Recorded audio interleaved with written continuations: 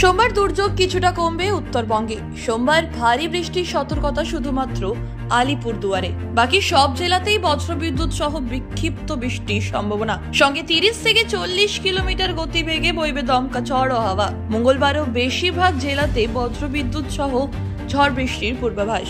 শুক্রবার পর্যন্ত চলবে বিক্ষিপ্ত ঝড় বৃষ্টি। দক্ষিণবঙ্গে সোমবার ও মঙ্গলবার বজ্রবিদ্যুৎ সহ বৃষ্টির পূর্বাভাস।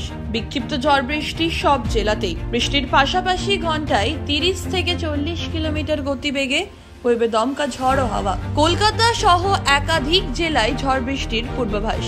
কলকাতা, হাওড়া, হুগলি, নদিয়া, ঝাড়গ্রাম, পূর্ব পশ্চিম মেদিনীপুর, উত্তর 24 পরগনা ও দক্ষিণ 24 পরগনায় অতি ভারী বৃষ্টির সম্ভাবনা। কলকাতায় আগামী 3 দিন বজ্রবিদ্যুৎ সহ ঝড় বৃষ্টির পূর্বাভাস।